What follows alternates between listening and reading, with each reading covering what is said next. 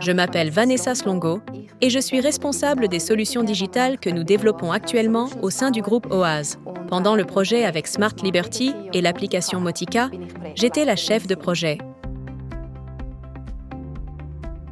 À l'OAS d'Obergösgen, où l'application Motica a été installée en premier, nous avions de grandes difficultés avec la téléphonie Internet. Il y avait des problèmes importants avec les smartphones, qui étaient également utilisés dans les soins. Il n'était pratiquement plus possible de joindre quelqu'un. Il s'agissait de différents problèmes qui rendaient la communication difficile, tant en interne qu'en externe, comme l'injoignabilité, une mauvaise qualité de connexion et une mauvaise qualité audio étaient bien sûr massifs. De telles choses doivent tout simplement fonctionner. Nous ne pouvions plus accepter cela de cette manière. Nous ne pouvions plus laisser les soins se débrouiller seuls. Et c'est la raison pour laquelle nous avons commencé à chercher une autre solution.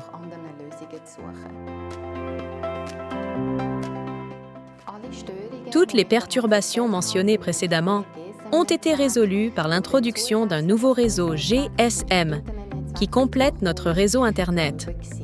Le plus grand soulagement pour les soins était qu'ils soient à nouveau joignables et que le système d'appel malade et la téléphonie ne se gênaient plus mutuellement. Le fait que les appels résidents soient désormais plus transparents a également été particulièrement apprécié. Ils ont également reçu des tablettes dans les salles de soins sur lesquelles tout le monde pouvait voir quel résident ou client avait appelé, à quel moment et depuis combien de temps ils attendaient, et pouvaient ainsi décider eux-mêmes vers qui se diriger en priorité. Et bien sûr, ils peuvent prendre en charge les alarmes via leur smartphone. Ainsi, toute l'équipe sait que quelqu'un est déjà en route, les autres ne doivent pas y aller aussi. D'une part, cela a permis d'augmenter l'efficacité des soins, parce qu'il fallait normalement passer plusieurs appels téléphoniques pour demander qui avait du temps. Cela n'est désormais plus nécessaire.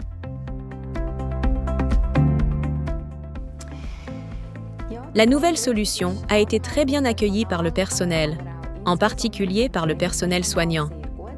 Bien sûr, les autres services, comme l'intendance et la cuisine, ont reçu la même solution, mais notre priorité était les soins.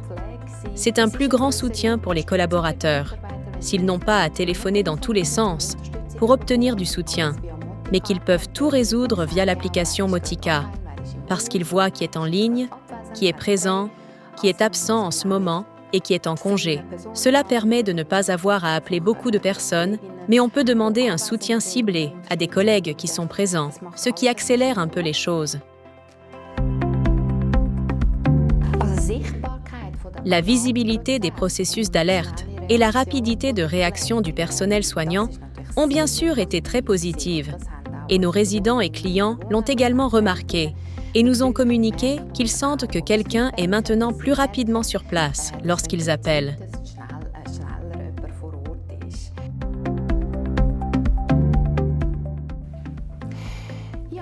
Oui, parce que l'application Motica est spécifique aux activités mobiles. C'est exactement ce que nous recherchions. Nous étions satisfaits de notre téléphonie fixe, donc il s'agissait surtout de la téléphonie mobile. La combinaison avec le système Roofcom est très positive, car le système d'alarme et toute la téléphonie fonctionnent sur le même appareil. Les fonctions du système d'alarme, la prise en charge, la quittance ou la possibilité de faire appel à quelqu'un d'autre, évitent d'avoir à téléphoner sans cesse et de déranger les collègues en soins. Les soins sont de plus en plus efficaces dans le processus d'alarme. C'est très important. Quand on n'a jamais travaillé soi-même dans les soins, on a peut-être du mal à se l'imaginer, mais il n'y a pas deux jours qui se ressemblent.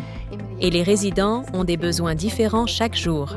Il y a de nombreuses situations d'urgence qui nécessitent une aide rapide.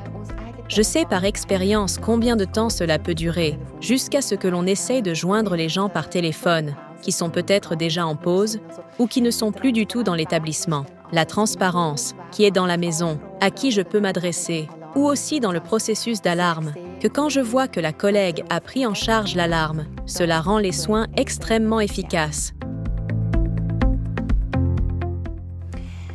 La téléphonie DECT n'entre plus en ligne de compte pour nous.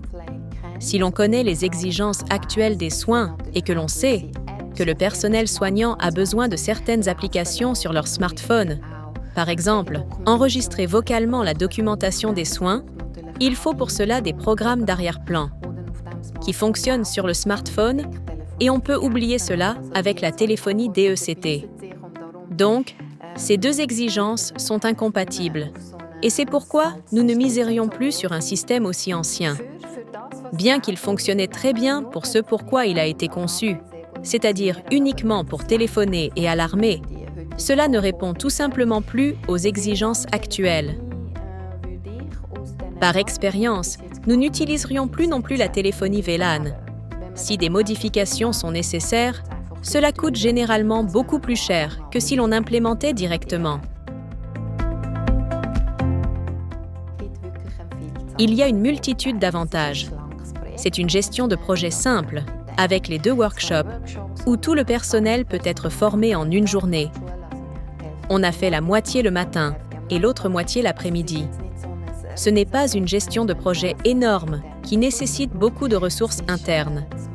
L'équipe Smart Liberty était extrêmement sympathique, amicale et a tout fait pour nous de manière professionnelle et rapide. La combinaison avec le système Roofcom et les fonctionnalités des alarmes devrait couvrir entièrement les besoins d'établissements similaires.